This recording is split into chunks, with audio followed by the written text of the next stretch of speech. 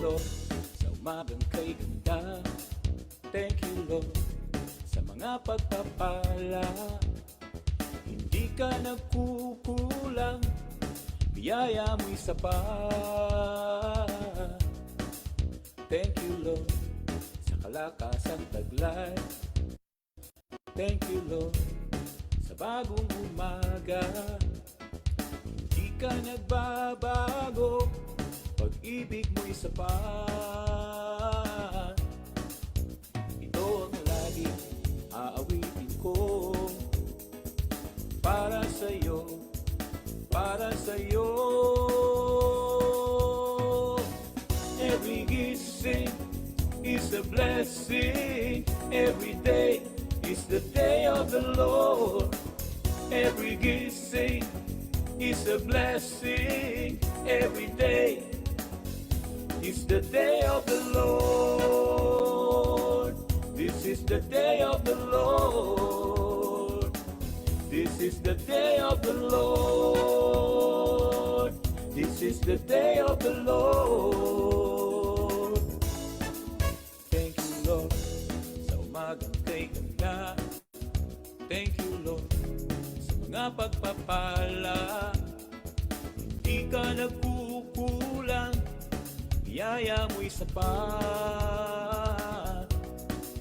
Thank you, Lord, sa kalakasang taglay. Thank you, Lord, sa bagong umaga. Hindi ka nagbabago, pag-ibig mo'y tapat. Ito ang laging aawitin ko, para sa'yo, para sa'yo. Every gising is a blessing. Every day is the day of the Lord. Every gising is a blessing. Every day is the day of the Lord. This is the day of the Lord. This is the day of the Lord. This is the day of the Lord.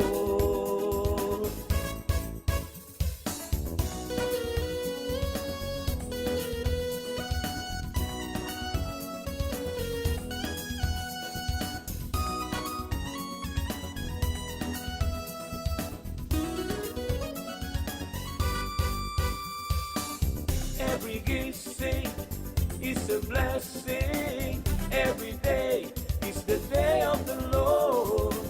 Every gising is a blessing. Every day is the day of the Lord. This is the day of the Lord. This is the day of the Lord. This is the day of the Lord.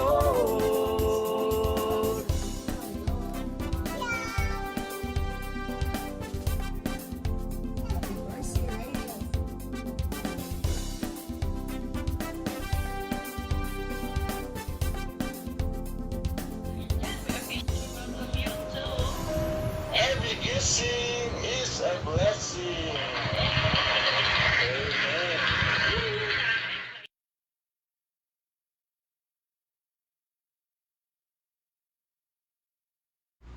Hello, hello, good morning. Good morning everyone.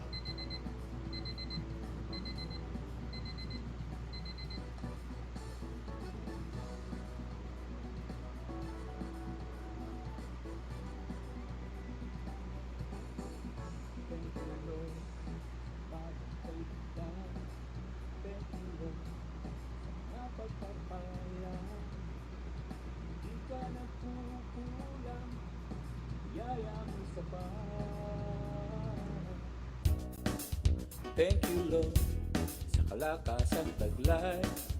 Thank you, Lord, sa bagong umaga. Hindi ka nagbabago, pag-ibig mo'y sapat. Ito ang lagi aawitin ko, para sa'yo, para sa'yo. Every gising a blessing. Every day is the day of the Lord. Every kissing is a blessing. Every day is the day of the Lord. This is the day of the Lord. Hello, good morning mo po. This is the day of the Lord. Okay.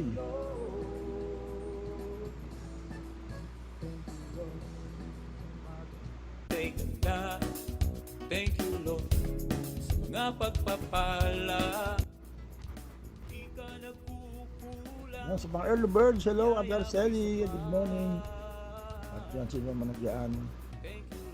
Welcome na po sa ating Friday edition. God's Word for You tayo ngayon.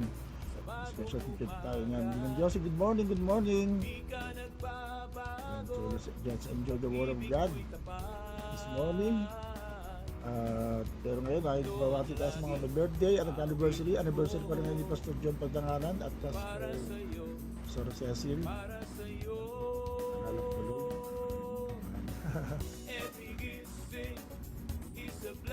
Okay, so ayun, nasa natin dapat na Military Sola. Yan, hindi ko nilang bakit sila. It's the day of the Lord. Si John Emmanuel Barleta, happy birthday. This is the day of the Lord. This is the day of the Lord.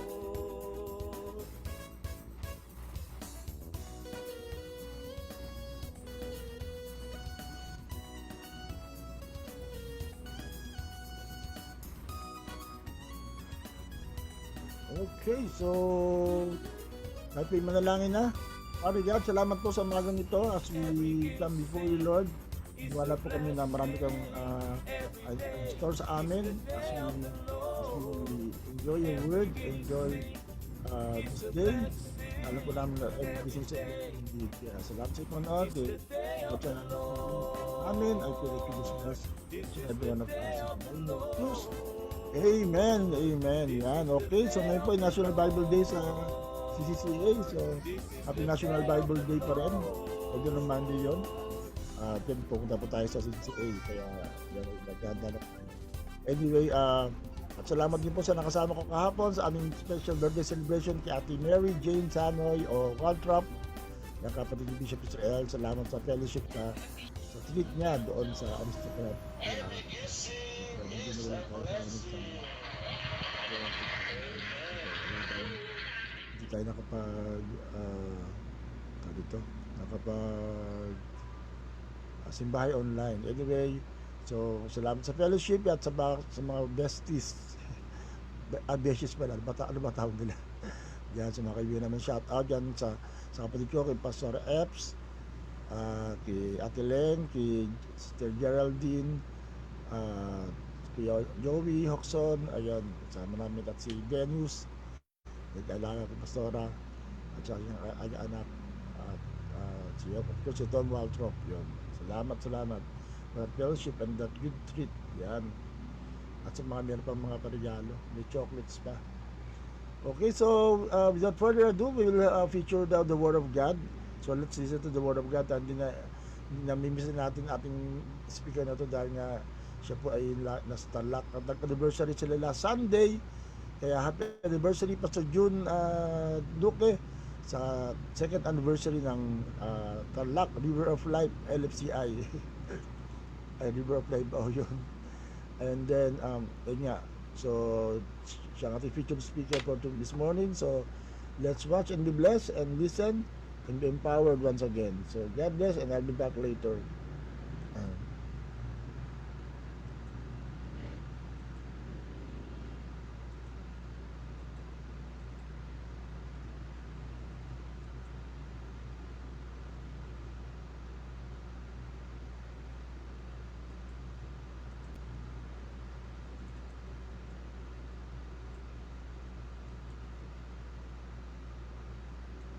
Yes, we believe in your word na ibabalik mo sa amin ito ng siksik, liglig at nag-uumapaw. In Jesus' mighty name, Amen.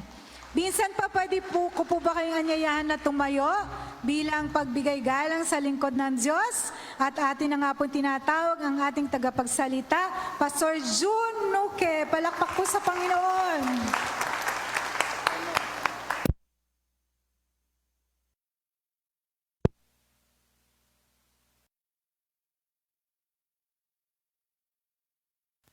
Good morning po. Yung malakas. Mahina yung mic kanina eh. Tumala malakas. Kaya nasigaw ako. Ayun, congrats po sa lahat ng sa mga mahuhusay nating players. Ano po, yung mga nag-champion. Gagaling. Yan. At nagpaplano po ang JPEG na magkaroon po uli ng laro. Pwedeng lahat ng mga churches invited or pwede rin pong dito lang, conforme po sa mga pag-usapan.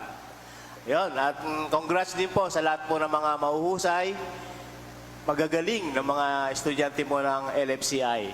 Yun, karangalan kayo ng Diyos, ng Iglesia, at ng iyong mga magulang. Kaya, salamat sa Diyos. Ano po? Amen. Hallelujah. Fire at works. Yan. Fireworks. Parang yung fireworks ay nakikita po natin to kapag mga ano na, tag dito, yung bagong taon, yan, fireworks. Pero sa buhay po natin, nakita rin po natin yung fireworks o fireworks sa buhay po natin sa mga ilang kaparaanan. Na po. Kaya sa baga po na to, may binigay po si God na dalawa lang. No, medyo mahaba, di na po tatlo. Dalawa lang. Pinakita po dito ni God na kung paano po yung fire at work sa buhay po natin ay sa dalawang bagay. Yan. Basahin po muna natin yung pinaka-key verse natin. 1 Corinthians 3:13. Bali ano po, kinuha po natin 1 Corinthians 3:11 to 15. Basahin po muna natin ang 11 to 15 para mas malinaw. 11 to 15, sabi po sa 11, sapagkat wala ng ibang pundasyong maaaring ilagay, maliban na inailagay na, walang iba kundi si Jesucristo. May nagtatayo na gumagamit ng ginto, pilak, mahalagang bato. Mayroon namang gumagamit ng kahoy, damo, dayami. Makikilala ang uri ng gawa ng bawat isa sa araw ng paghukom, sapagkat mahayag sa pamamagitan ng apoy kung anong uri ang ginawa ng bawat isa. 14, kung ang itinayo na sa ibabaw ng pundasyon ay hindi masunog, yan, pakinggan po natin yung 14, kung ang itinayo sa ibabaw ng pundasyon ay hindi masunog, tatanggap ng gantimpala ang nagtayo. Ngunit masunog naman, mawawalan siya ng gantimpala. Gayunman, maliligtas siya. Kaya lang ay para siyang nagdaan sa apoy. Yun, ang Diyos po magpala sa kanyang mga salita. Pray muna tayo. Thank you, Father. Amang Diyos, hiningi po namin ang pagkasinayong presensya. Ikaw po magbukas sa aming mga spiritual heart, mind, kung paano po maunawaan namin ang mga pag-uusapan namin. Kaya i-bless mo po ang bawat isang narito. Ito po panalangin namin sa pangalan ng aming Panginoon Jesus. Amen. Hallelujah. Ang pinaka-key verse po natin doon ay yung sa 13. But on Judgment Day, fire will reveal what kind of work its builder has done. The fire will show if a person's work has any value. Yan na po. Good works. Pagdating po sa good works, ay good talaga. Kaya good works eh. Kahit sabihin po natin na ang gumagawa po ng mabuti, yung masamang tao, kriminal, pagka po sila ay gumagawa ng mga magagandang bagay, mabubuting bagay, sasabihin po natin, good works. Ano po? napakasamang tao, pero kapag nagbigay po ng pabor, pabor nga po kaya. Kaya dito po natin makikita na kung paano yung mga good works natin, lahat tayo, good works natin, dadaan ito sa apoy. Para makikita po natin kung totoo talaga yung ginawa nating mabuting gawa. Yan. Kasi hindi po lahat ng mabuting gawa, mabuti nga. Amen po. Hello, nakukuha po natin. Hindi lahat ng mabuting gawa, mabuti. Ito po. Ayon sa gawa natin. Kaya nga idadaan ito sa apoy. Ang isang bagay, sabi ron, yung mabuting gawa natin, pag hindi nasunog. Yan, pag hindi nasunog. Okay. Doon naman sa point 2 natin, dapat masunog. Kaya dalawang bagay po. Yung isang bagay, huwag masunog. Yung isang bagay naman na gawa ng apoy, dapat masunog. Doon muna tayo sa hindi dapat masunog. Okay, sa point 1 po natin, fire at works to your good works. Yan. Kilos ng apoy para po sa ating mga mabubuting gawa. What foundation he had laid? Yan. What foundation he had built? Yan, bitang nilagay dito. If anyone builds on this foundation using gold, silver, costly, stone, wood, hay or straw. Yan po sinabi sa 1 Corinthians 3:13. At yung po mga apostol, nag-inform po sila na kung paano po yung mga foundation na inihahatag po nila noon ay ito nga po kaya ay matatag na pundasyon. At kahit po tayo dito sa iglesia, ang bawat isa po sa atin dito, nagtatayo tayo ng sarili natin pundasyon. Amen. Yung pundasyon po ba na yun na inihahatag po natin ay matibay, matatag. Ayon po sa binasa po natin, yung mga foundation na ginawa roon ay meron pong mahihina. Sabi roon, wood, hay, or straw, dayami, ano pa ba isa yung hay? Dayami, kugon, o damo. Amen na po. Naroon po na pwedeng madali siyang masira bilang isang pundasyon. Yan. Sabi nga po ron, maliban na lamang ang ating mga pinagmulan na pundasyon ay galing sa ating Panginoong Hesus. Yan. Kapag po yung foundation po natin sa ating bilang mga mananampalataya o pananampalataya ay galing po sa doktrina ng ating Panginoon Diyos, ng ating Panginoong Hesus, makita po natin ito na talagang may tibay. Amen. Na naroon talaga na matatag yung pundasyon po natin. Pero kapag po yung foundation na nagawa po natin, kasi tayo po mismo yung gagawa ng pundasyon. Amen po. Hindi yung pastor mo, hindi yung kaibigan mo, hindi kung sino man sa atin. Nandito po tayo sa church, nakikinig po tayo ng salita ng Diyos, pero ikaw mismo yung gagawa ng pundasyon sa sarili mong buhay. Amen. Ikaw yung magtatayo ng bahay mo. Hello, amen, nakuha po natin. And the doctrine of our Savior and His meditation is the principal doctrine of a Christianity. Yan, ano po. Yung principal doctrine po na makukuha po natin ay manggagaling talaga sa ating Savior. Amen. Hindi po dun sa sarili nating doktrina. Minsan gumagawa po ang tao ng sarili niyang doktrina. Amen. Kapag sumosobra na yung karunungan ng tao sa Biblia, lumalagpas din yung sarili siyang doktrina. Kapag laban siya dun sa Word of God, hihimayin niya to, unawain niya mabuti, makagagawa na siya ng sarili niyang doktrina. Amen. Pero pag hindi po niya nakuha yung totoong binibigay sa Word, pwede po na bumagsak po yung pundasyon po niya. Amen. Lalo na po kung di ko gusto yung verse, papalitan ko yan. Amen. Bibigyan ko siya ng ibang, kumbaga, yung papabor sa akin. Amen po ba? So, nakukuha po nyo. Na kapag yung verse na to ay masasaktan ako, hindi ko gusto, ang gagawin ko sa verses na to, palalawakin ko. Amen? Kukuha ko ng mga ibang mensahe para sa verses po na to. Pero kapag yung doktrina po na nakuha po natin, na ito po ay galing talaga sa ating Savior, sa ating Panginoon Diyos, may tibay po yung doktrina na makukuha natin. Amen po? Hindi po yung kinukuha po natin sa, ina-adapt po natin yung worldly wisdom.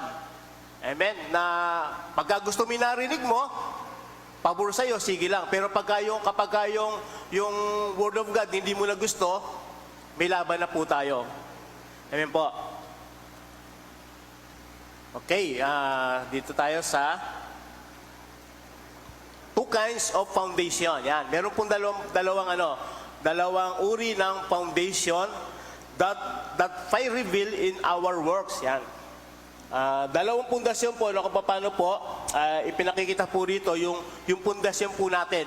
Na kung paano po tayo ay dadaan sa apoy. Sabi po sa 1 Corinthians 3:12, anyone who builds on that foundation may use a variety of materials, gold, silver, jewels, wood, hay, or straw. Yan. Sabi po sa 1 Corinthians 3:12. Una pong foundation, ito, panggan niyo po. Some build upon this foundation gold, silver, and precious stone. Yan. Yung unang pundasyon po na ginagawa o ginawa po natin na tayo mismo yung gagawa nito, sabi ng gold, silver, and precious stone. Yan. Sa pamamagitan po ng mga ating mga gawa o mabubuting gawa, nakapag-create po tayo ng gold. Doon muna tayo sa gold. Na po. At pagka po may kalidad at may quality po yung ginagawa po natin, masasabi po natin talagang good works. Lalo na po kapag po yung good works na ginagawa mo ay katanggap-tanggap sa tao, malinis, walang anumang motibo, good works po ito, pwede po natin talagang sabihin, gold. Yan. Katumbas nito, gold. Sabi nga ni Bishop kahapon, yung ginawa mo, nagbigay ka sa akin ng kape, good works, maliit na bagay. Nagbigay ka ng tubig, yun, eto, meron, tubig. Good works po yun, maliliit lang. Pero pwede po man natin maitumbas ito sa gold. Amen po, maliit na bagay. Pero yung nagbigay po na napakalaking halaga, pwede po siya maging hay. Pwede siya maging wood. No, naayon po sa motibo ng naggumagawa ng mabuting bagay. Pwedeng gumawa nga siya ng mabuting bagay, napilitan lang. No po, masukal sa kanyang kalooban. Amen? Ang apoy po ang magdidesisyon kung tunay ba o peke yung ating mga mabubuting gawa. Hello? Nararamdaman niyo po ba yon? Na kapag ang tao merong ginagawang mabuti o sa inyo mismo ginagawa yung mabuting bagay, ramdam po ba ninyo yung mabuting gawa? Yung essence po ba ng good works nando doon? Hello? Mararamdaman mo yan kapag malakas ang discerning mo. Kaya nga po may discerning spirit. Kung meron tayong 5 sense, 6 na yung discerning spirit. Ito po yung mga Kristiyano lang ang meron nito. Amen? Meron kang discerning spirit, meron kang yung essence ng good works niya, mararamdaman mo kung totoo ba o hindi yung kanyang good works. Kaya sa pagdadala po ng napakaraming mabuting gawa na idinadaan po sa apoy, ito po ay hindi nasusunog at nang lumabas po dapat gold na. Yan. Ano mang mabuting gawa na ginagawa po natin, una, lalabas dito dapat gold. Kasi unang binanggit itong gold eh. Mamaya silver and precious stone. Yan. And then meron po siyang high quality. Kapag po gold, kasi gold po inuna, kasi po ito po talaga yung first eh.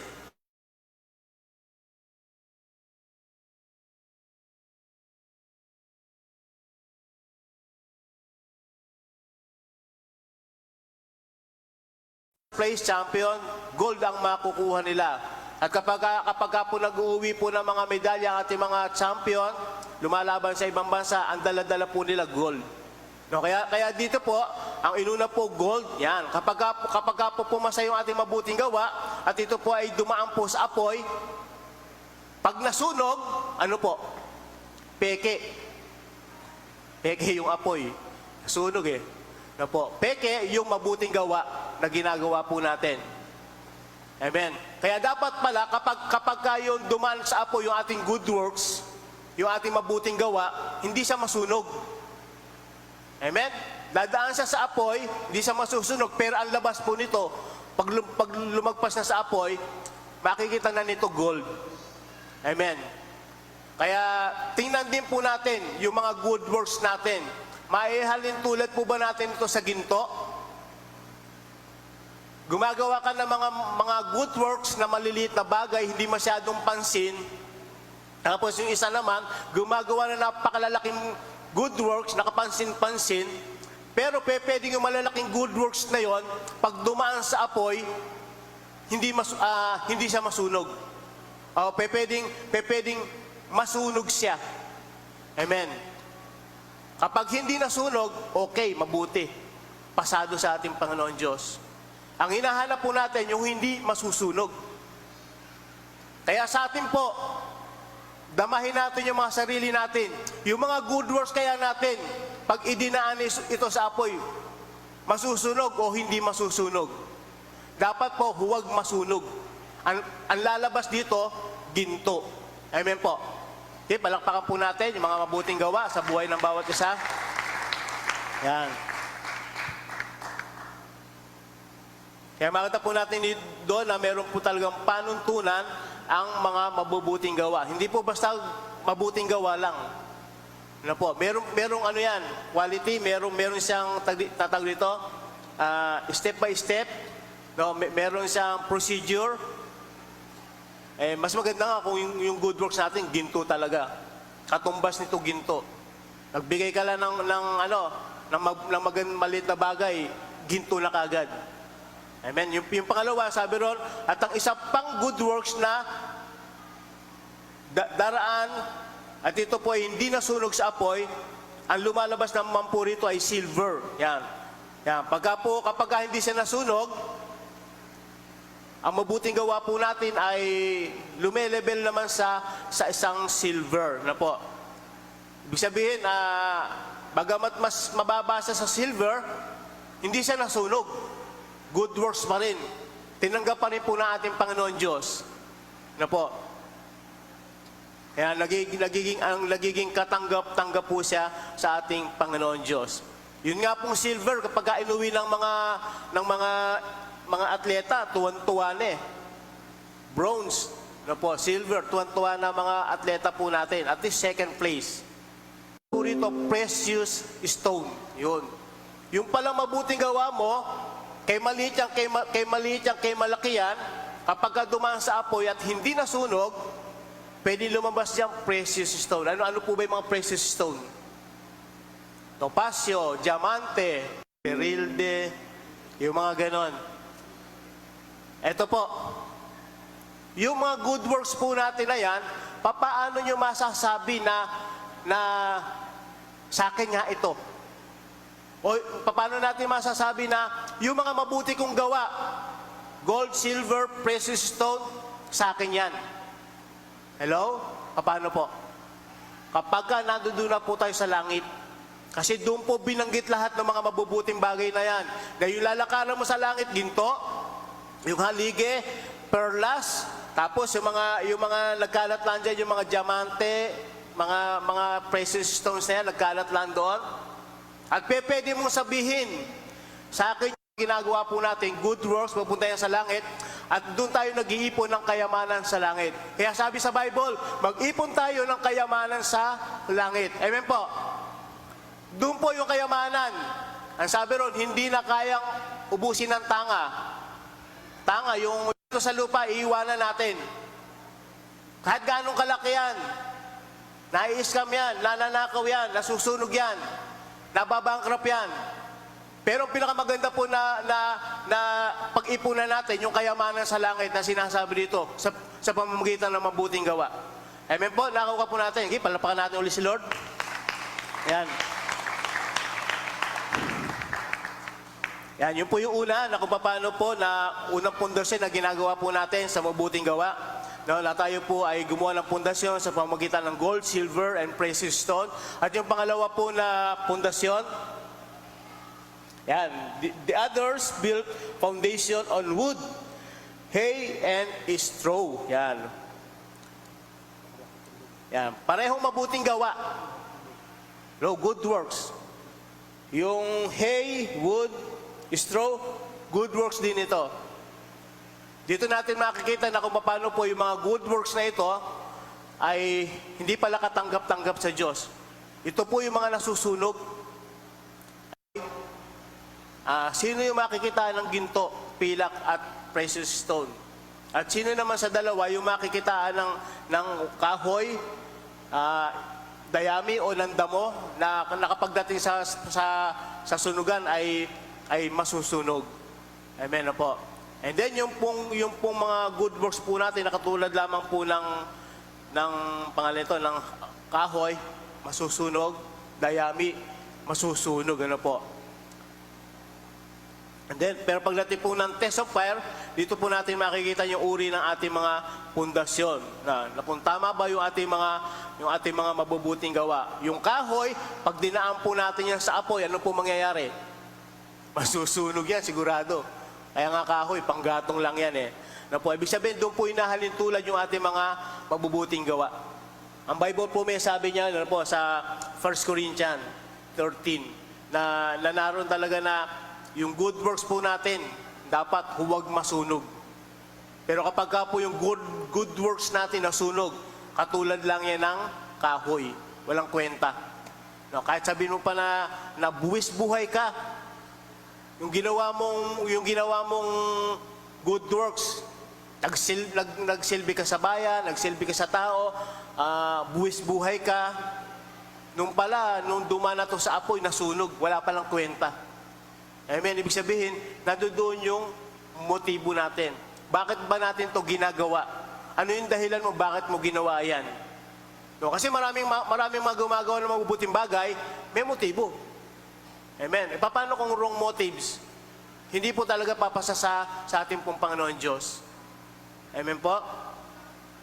Yan, kaya yung mabuting gawa po na katulad ng isang kahoy na masusunog, hindi po ito papasa sa ating Panginoon Diyos. Na mga good works naman ng dayami ang isinasalang, siyempre, yung dayami, mas madali po itong masunog. Yan po, good works na walang kakwenta-kwenta sa paningin ng ating Panginoon Diyos.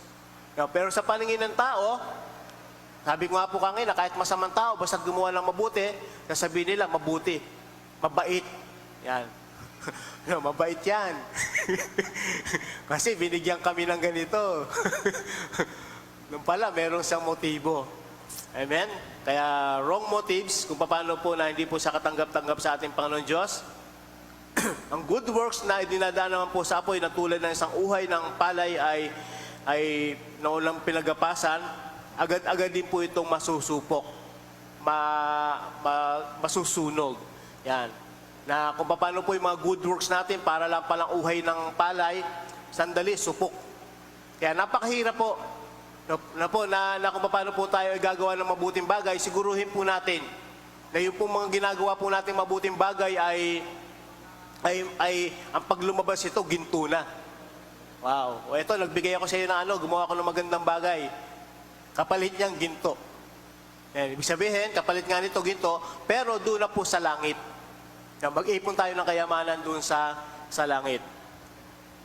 And the fire is the judge that reveal your works. Yan. Hindi po tayo mag-judge, hindi po tayo magsasabi na mabuti yung ginawa natin. I-appreciate po natin lahat mabubuti. I-appreciate, na-acknowledge natin, pinasasalamatan natin, mabubuting gawa. Pero, ang Diyos pa rin po ang mag-judge dito.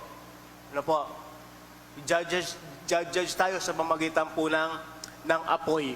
Kaya nga sabi ron, i-reveal tayo ng apoy sa ating mga kilos, sa ating mga gawa.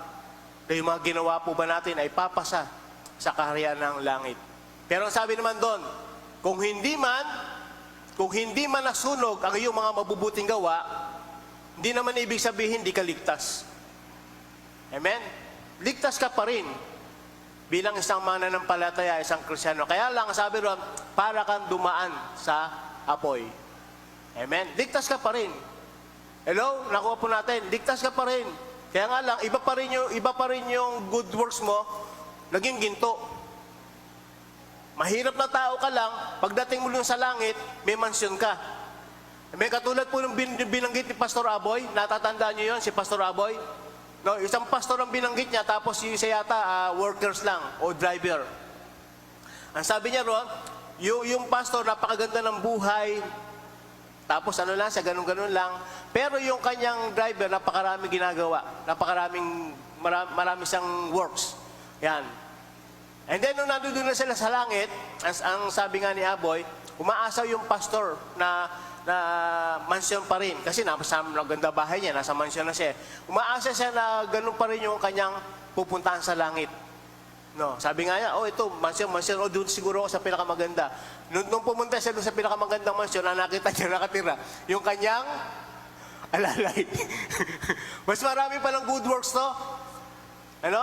Mas marami pa siyang ginawang malilit na bagay lang, pero ginto, silver, and precious stone. Nandito kayo nung pinipreach ni Aboy, ni Pastor Aboy. No? Kaya mag-ipon tayo ng kayamanan sa langit. Amen. Hello?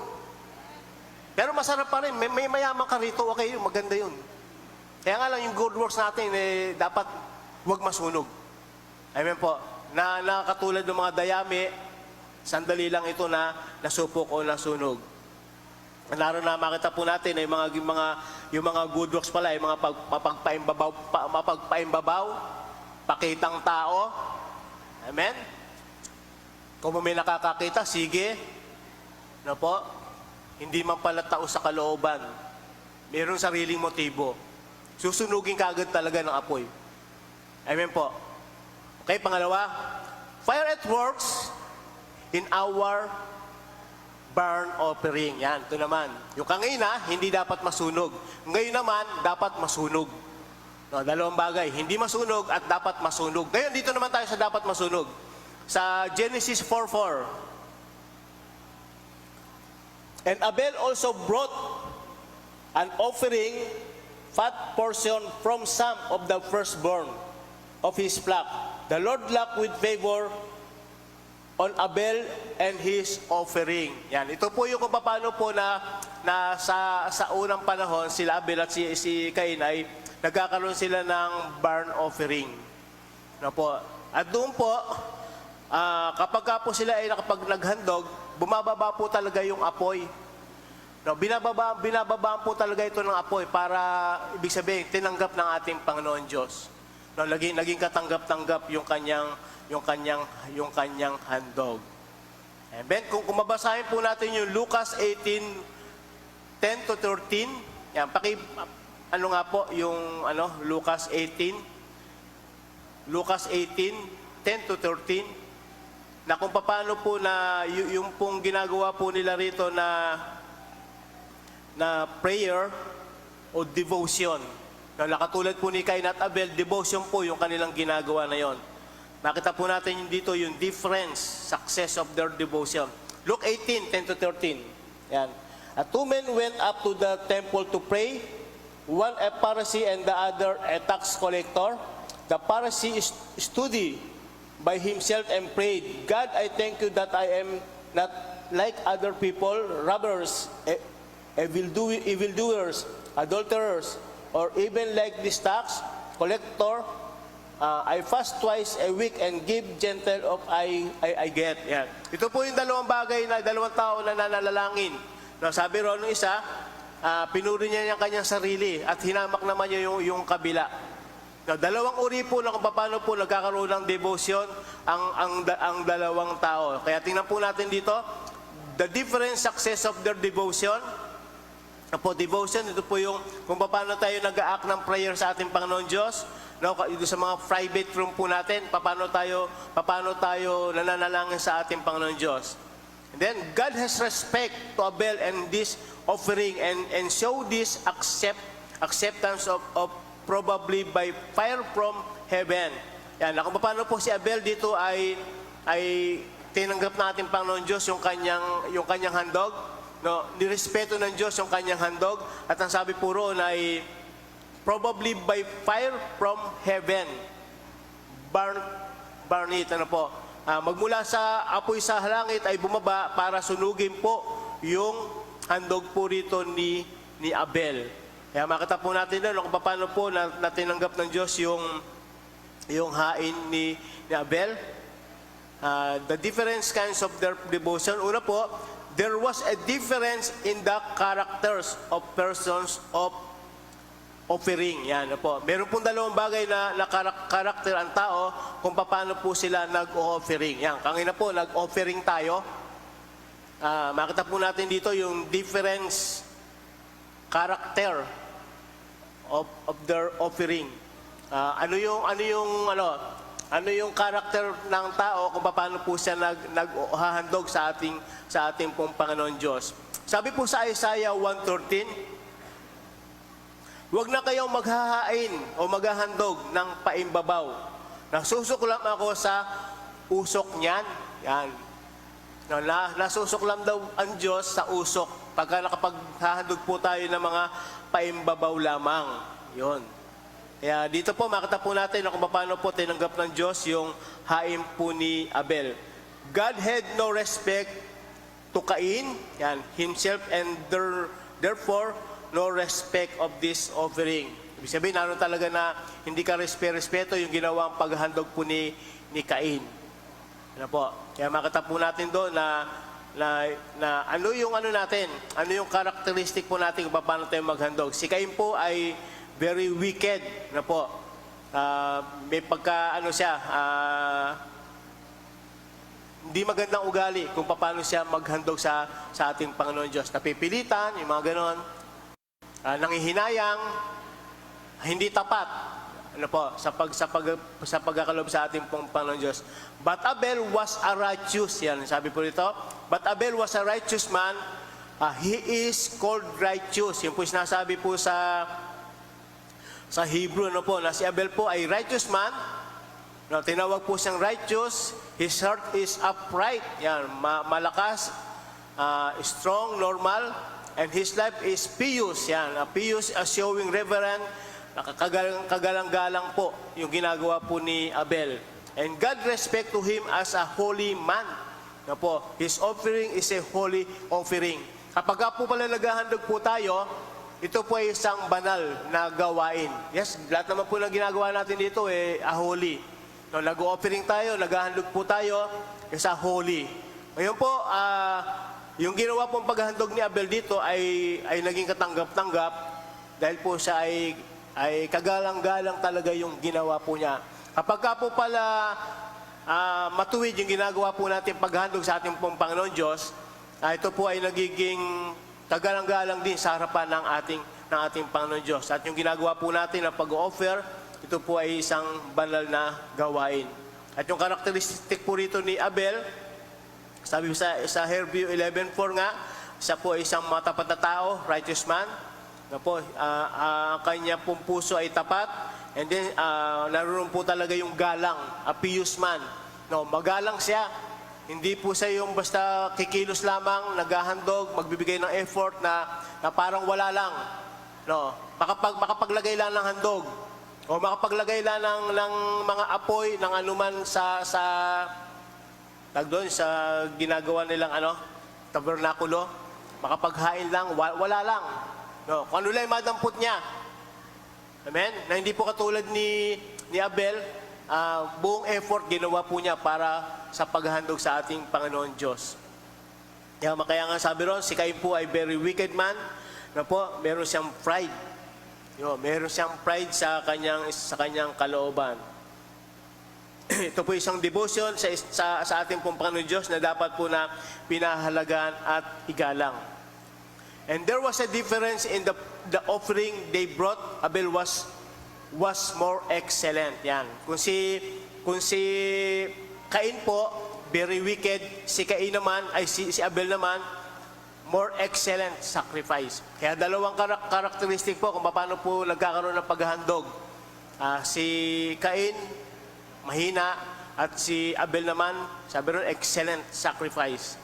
At dahil po sa pananalig sa Diyos ni Abel, ay naghandog siya sa Diyos ng mas mabuting hain kaysa inihandog ni Cain. Dahil doon si Abel po ay kinilalang matuwid nang tanggapin po ng Diyos ang kanyang mga handog. Yun. Excellent sacrifice. And then, meron pong dalawang types ng offering. Yan. 2 types or 3 types of offering. Kung paano tayo naghahandog sa ating pong Panginoon Diyos. Na para ito po ay tanggapin ng Diyos, para po ito'y sunugin ng ating Panginoon Diyos. Una po, types of offering, in the nature. Yan, in the nature.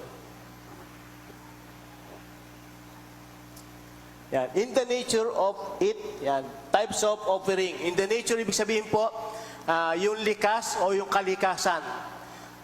Likas na ba sa puso mo na ikaw ay naghahandog? O kung hindi pa sabihin sa iyo na mag-offering ka, maghandog ka.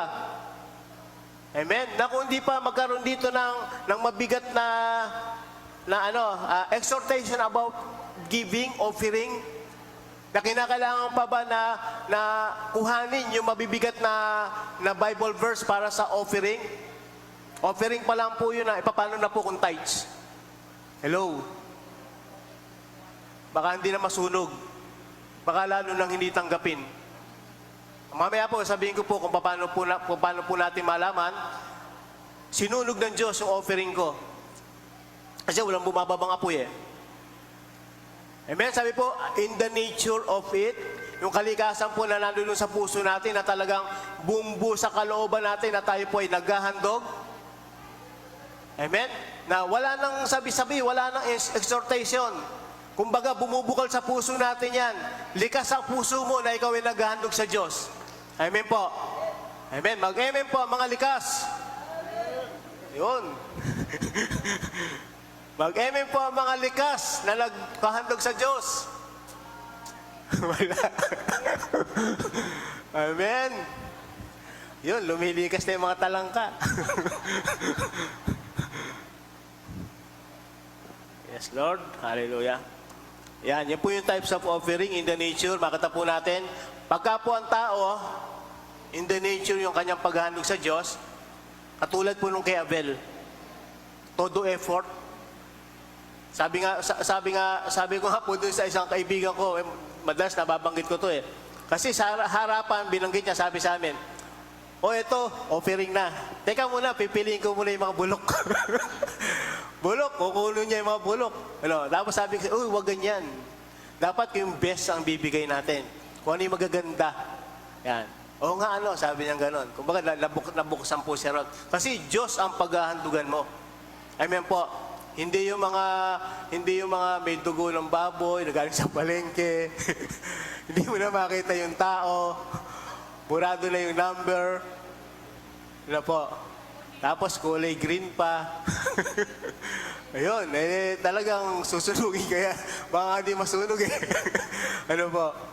Kaya types of offering, yung kalikasan po natin, ng puso natin, na talagang bukas na bukas sa kalooban mo, na nasa bahay ka pa lang, preparado ka na pagdating dito. Amen po? Pangalawa po, na kung paano po ay makita po natin yung types of offering, yung pangalawa. In the qualities of the offering. Yan, quality. Kwalidad nga yun, yung binanggit mo nga kanina doon. Dapat yung mabuti at maganda. Nakatulad ng ginawa ni Abel, pinili niya yung best of the best. Pinili niya yung pinakamataba, pinili niya yung pinakamalaki, pinakamaganda. Hindi yung pinakapangit. Hindi yung basta madampot lang, nakatulad ni Cain. Yung nadampot lang niya, sige lang, nagmamadali, mukhang hindi pa naliligo, nag-offering na, mukhang hindi pa nagsisisi ng kasalanan, nag-offering na. Hello?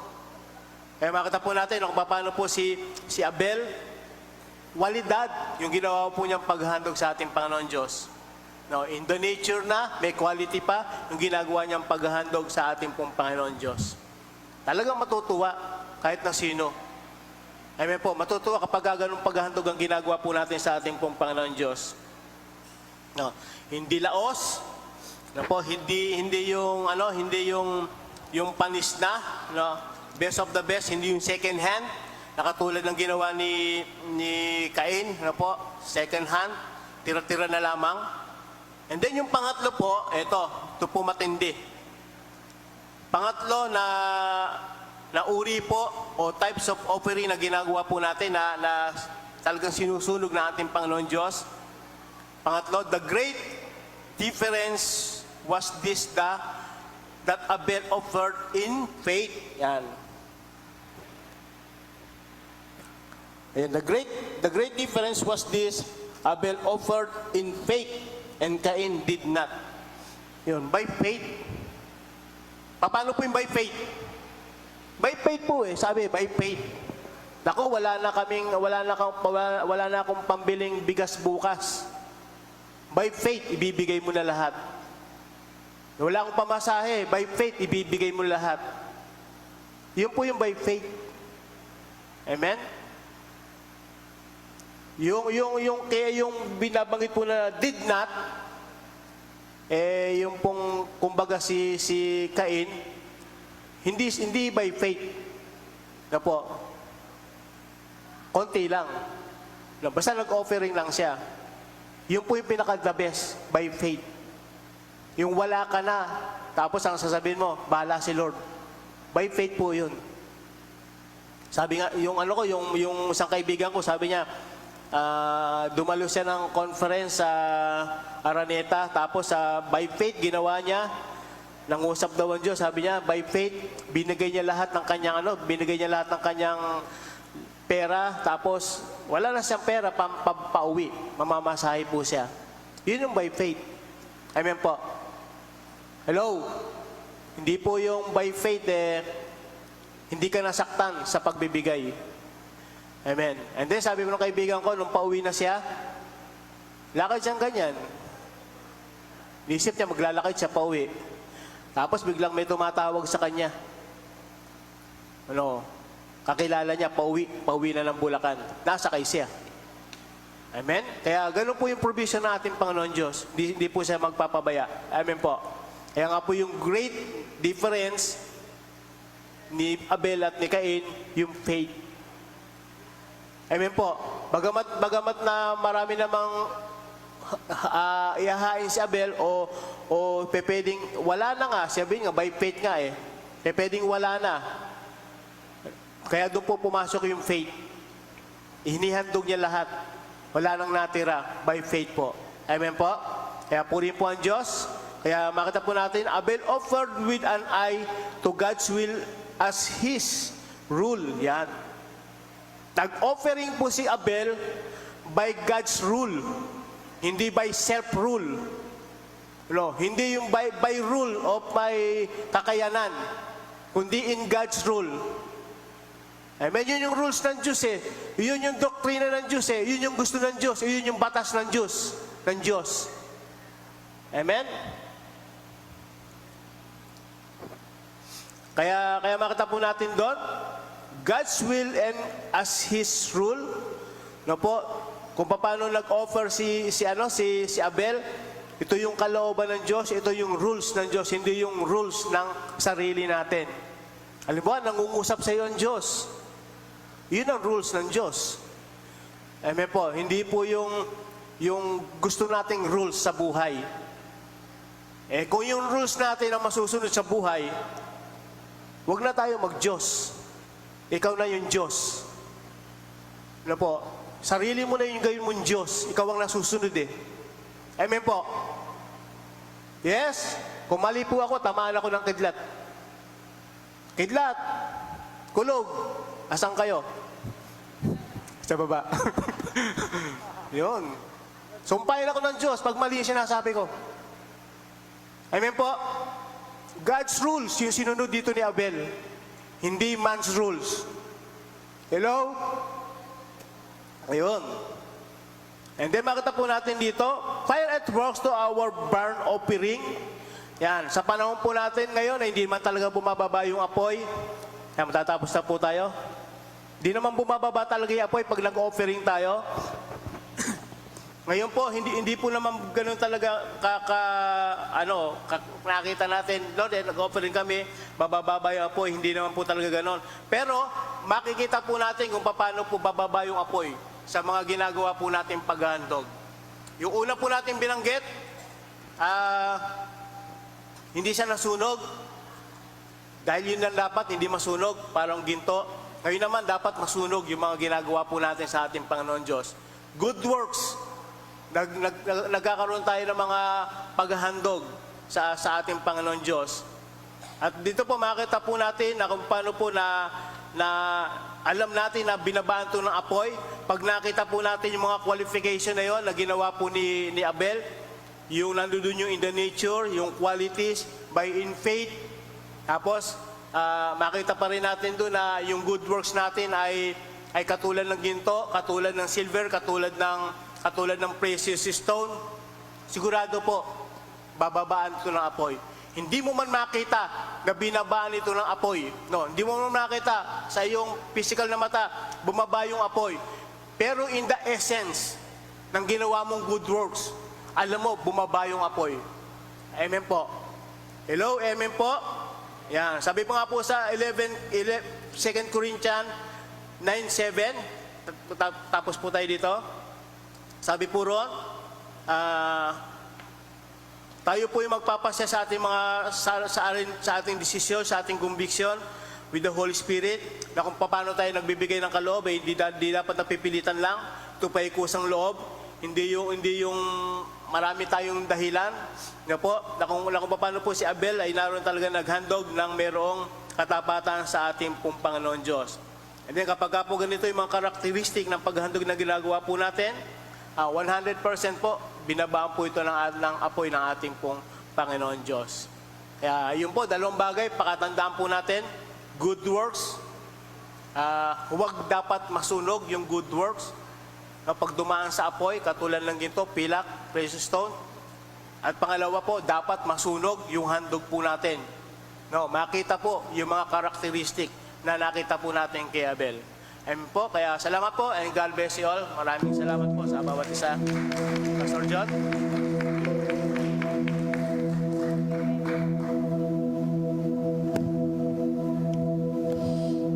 Amen. Praise God. Sino po na-bless sa ating mensahe? Napakalinaw po na pero po mga good works na nakalaan ng ating Diyos. Sabi nga po ng isang pelikula na ang kayamanan po hindi nasa heart of the ocean, kundi po nasa everyday na ginagawa natin to make everyday count para po sa Panginoon, para sa kaluwalhatian ng Diyos. Kaya can we just stand up right now and as we offer our worship that will count up to heaven, to eternity, ang ating puso na nakikita ng Diyos even right now ay talagang matagpo ng Diyos na it is being offered up to God. Thank you, Jesus. Thank you, Lord. Thank you, Jesus.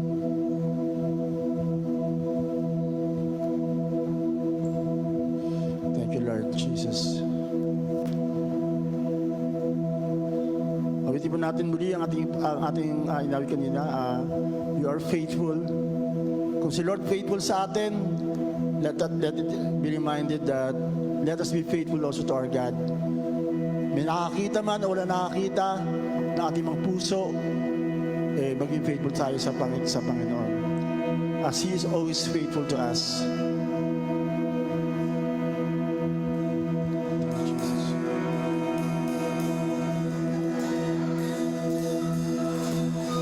Yes, Lord.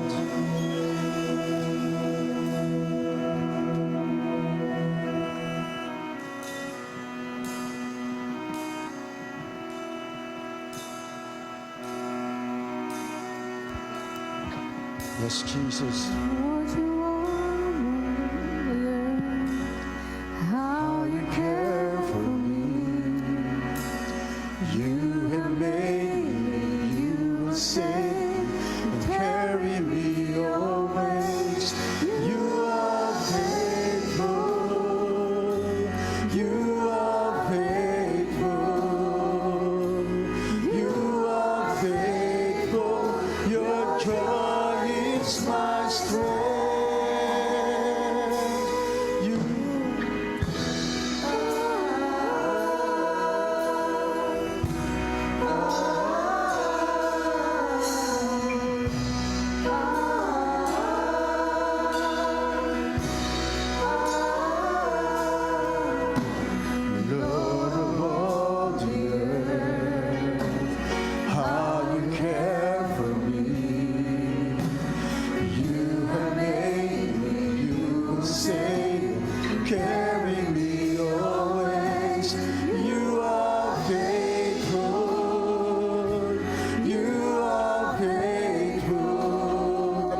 time for us to worship, to offer our worship to God, maging katanggap-tanggap sa Panginoon.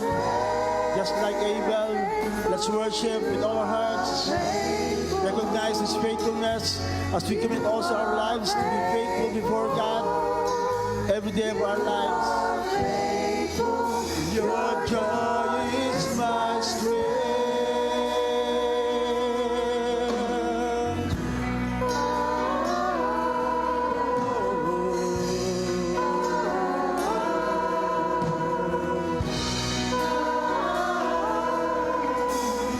Lord, you are my guide.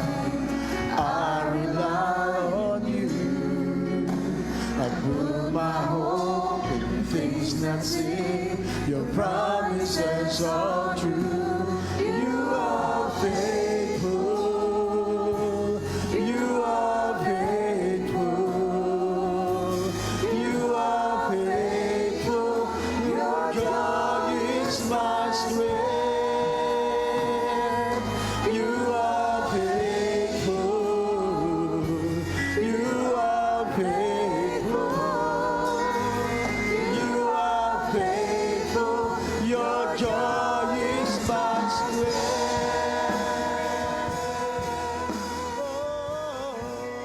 Amen. Praise God.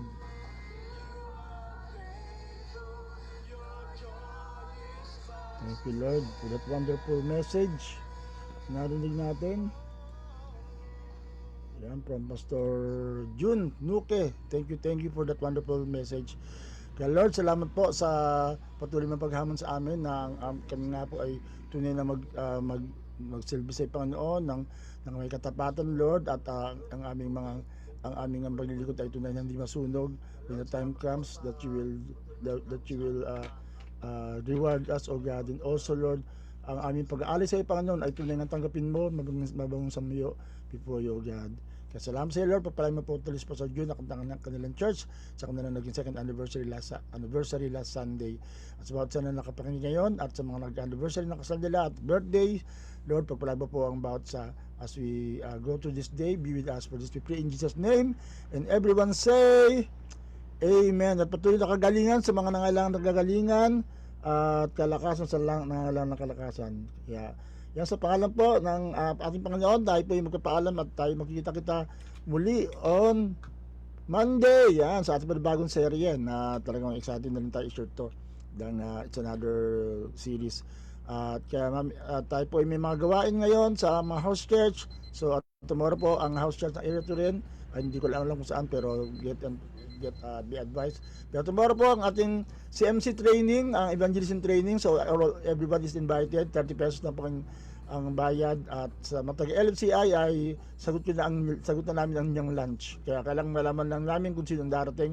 Magpasign up lang po tayo sa ating mga group chat para po mahanda namin ang ating lunch tomorrow. So God bless.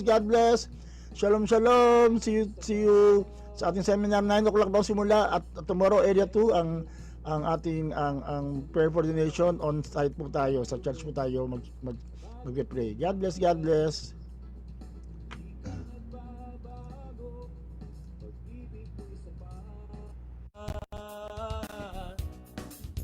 Ito ang lagi aawitin ko para sa'yo.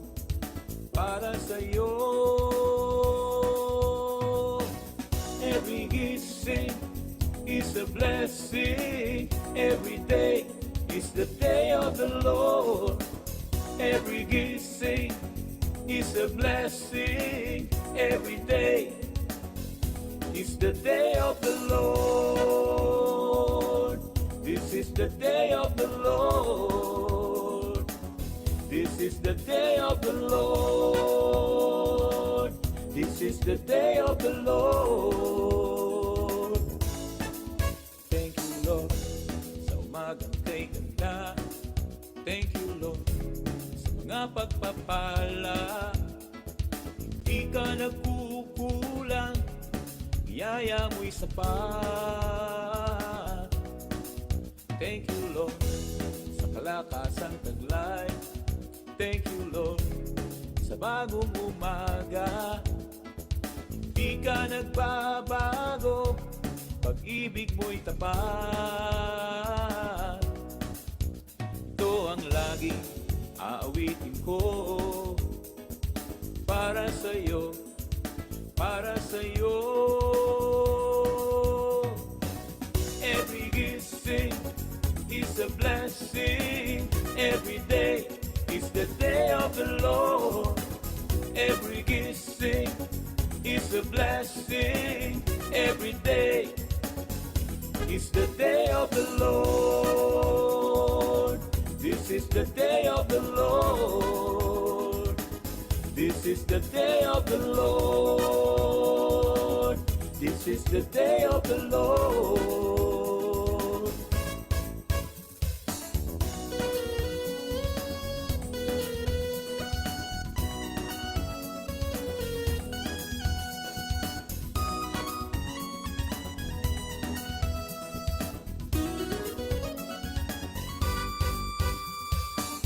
Every gising is a blessing. Every day is the day of the Lord. Every gising is a blessing. Every day is the day of the Lord. This is the day of the Lord. This is the day of the Lord. This is the day of the Lord.